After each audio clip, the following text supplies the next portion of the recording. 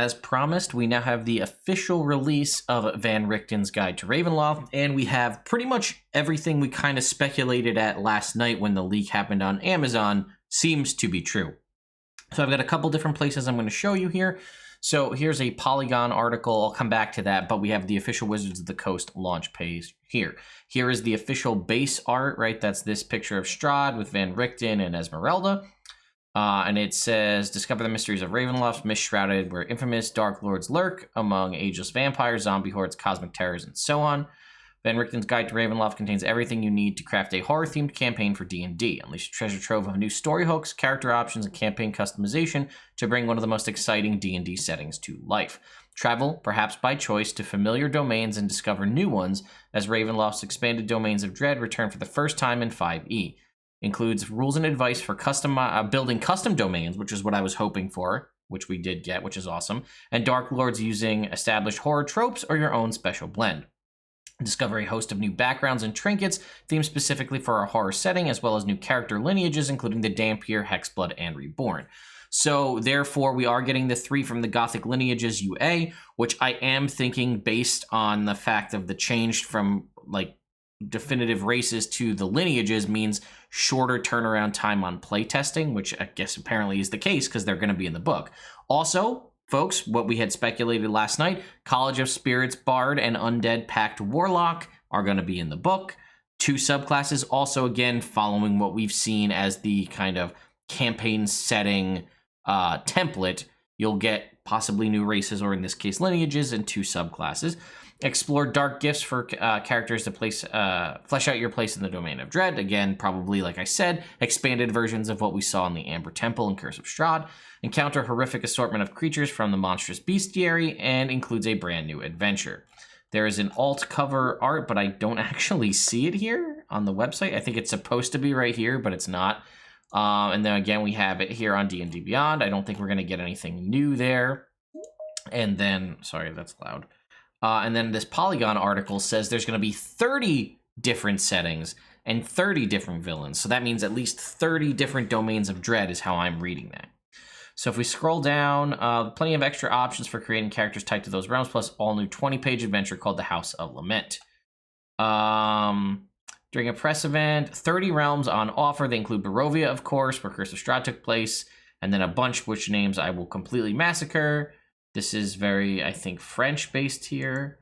Dementlia, I guess. I don't know. Ruled by the cruel Saedra Dionair is twisted take on fairy tale genre. We have Lamordia, Dr. Victor Mordenheim. So this is clearly your Frankenstein trope, right, in her flesh golem. Falkovnia as a new ruler, Vladeska Drakov, and has been reimagined as a zombie apocalypse. Kalkari, which draws inspiration from Indian folklore and mythology, where Dark Lords Ramia, Arjani, and Riva vie for control. And the last is called Valakan, where the Dark Lord Chakuna, I don't know, relentlessly huts down players for sports. So, right, if you're unfamiliar with the Domains of Dread, and I'm not an expert by any means, but basically, we started with kind of Barovia and Strahd being the Dracula trope. And then the different Domains of Dread touch on the different horror tropes, right? We see here Twisted Fairy Tale, Zombie Apocalypse, Most Dangerous Game Hunted for Sport, Predator style, right? We've got this. I'm not really familiar with Indian folklore, so I don't know that. We have Valeska Drakov, so that's Frankenstein. There's probably, I think there's a Lich one, from what I remember from some of the novels. A werewolf, a mummy, and so on, right? Hitting all of the traditional horror tropes. There's a domain and an associated person there. Players will have more than just powerful magical items, or magical items and powerful spells at their disposal. Scattered throughout the mists will be powerful non-player characters to aid them through their journeys. They include Curse of Strahd's Esmeralda Devanir, the powerful Weathermay Foxgrove Trins, and traveling detective Alanic Ray. I love this art, by the way. This is fantastic. The book will also include a lengthy section on setting boundaries to keep everyone safe and comfortable at the table. It will also include new player options, dark gifts, which are traits that help players connect player characters with the setting and its themes. 2 new subclasses, Spirits Bard and Undead Warlock. The book will include 2 new. See here it says 2 new potential character lineages. the official Wizards thing says 3, so I'm going to go with that. Here it says Dampier and Hexblood. We know Reborn would be the other one.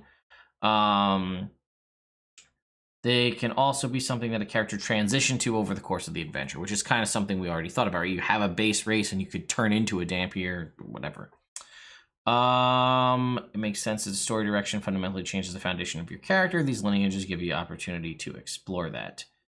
And then, let's see. Content warnings appear in the back catalog, much of which is digitally. Domains of Dread, blah, blah, blah. Some older content may reflect ethnic, racial, and gender prejudice that were commonplace in American society at the time. Also, Domain of Dread. Oh, this is just talking about the old editions, the stuff, the old Domains of Dread, and so on. Here, finally, is the alt art, which has Esmeralda kind of in the front, and we can see some spooky people. There's a werewolf. This looks like maybe a zombie Frankenstein. Here's a witch. Got like a little imp creature here. Strahd, obviously, in the background. Esmeralda in the forefront. Let's see. They work with cultural consultants. Most importantly, Wizards stress the campaign. Which is important, which I was curious about. Was created with all ages in mind, right? This is clearly a horror-themed game, and it's based on horror tropes. So how are you going to try to make this set for, people to play with younger kids? Which, in my mind, personally, you don't have to do that. This could be like a, for lack of a better term, R or M rated game, and I'd be okay with that. And I think that's kind of the content and the sort of the process taken in the past. Here, we've got a little bit here, right? So it says, we understand that many folks these days play with their kids, play with younger players. Horror doesn't mean it has to be an R-rated movie. It doesn't mean for adults only. You don't need to bring your parents with you to see this D&D experience. Horror can be cartoons like Scooby-Doo or like the old Ghostbusters cartoon. Those sort of things have horror elements to them while also being action stories, adventure stories, mystery stories, suspenseful stories. It doesn't need to be all gory and visceral. It's up for pre-order. It says, is not up for pre-order on Amazon? Well, that's just wrong. I mean, come on, Polygon. Check your articles. Is not up for pre-order on Amazon. But apparently, if you click, it is. So I'll have a link to an affiliate link for Amazon down below. I'll put this Polygon article for lack of how inaccurate the data is, like saying there's only two races, but there is 3. And then I'll have the Wizards link as well. The best important thing we got to see here is the alt cover here, which again will be available at local game stores. And I have an email from Wizards, and I'll just take a quick look to see if we missed anything on this. Correspondence of Rudolph Van Richten and other heroes of Ravenloft like Esmeralda, the Fair Weather, May Foxgrove trends introduce a new generation of monster hunters to the Lands of the Mist. Some of the domains of dread might feel eerily familiar to fans such as Lemordia, which explores the horror of experimentation of creating undead beings. There's our Frankenstein. Others include the surreal fairy tale masquerades. We talked about that. The war-torn rainforests of Calkyria and the endless zombie hordes of Falkovnia. Van Richten's guide includes rules and advice for DMs to create custom domains and dark lords by portraying established horror tropes or whatever new special blend of horror they imagine. The dark gifts, role-playing ties to the domain of dread by bestowing benefits that may have a deadly cost. Again, we kind of figured that. With Van Richten's guide, player can roll up a Dampier, a Hag, or a Reborn, 2 new subclasses. It features a cover by Anna Podadwarna, I think, and an alt cover by Scott M. Fisher, available only through game stores. The Mist Beckons, May 18th, 2021. So if you're unfamiliar with how I do things on the channel, I always do giveaways for every new book released. So I will be doing giveaways of Candlekeep, both the standard cover, and I always order double of the alt cover from my local game store so I can have one for my collection and then give one away for all of you. So I will be doing that for Candlekeep Mysteries when that comes out in just under a month. And then again, I'll be doing this again for Ravenloft as well. So if you're not able to get them because of no local game stores nearby you or international, I always open these up to international folks as well.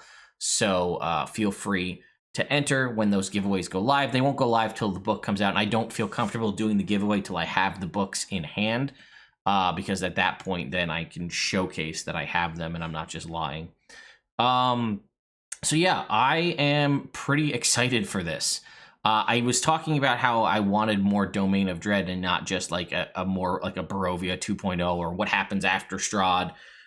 And I was actually just talking with some folks last night how I said if they were smart, they'd include rules on how to create your own domain of dread, and they did, which is awesome. And if what we saw, I don't see it in the email I got from Wizards of the Coast, or at least from their PR team, but the Polygon article obviously was riddled with inaccuracies. So I'm hoping the 30 different domain locations is accurate, but we saw multiple instances of where the article was wrong. So, take that with a grain of salt. Let me know your thoughts in the comments down below. What's your favorite domain of dread? Or are you just learning about them being more than Barovia in this video or with the release of this book? If you are familiar, which one's your favorite? And do you think it's going to make it into the book? Yes or no? Thank you all so much for watching. If you like this kind of stuff, consider subscribing to the channel because I will be continually covering as much of this as possible as it comes out. If there's more leaks or more information, I will do my best to cover that. So anyway, thank you all so much for watching. I'll see you next time.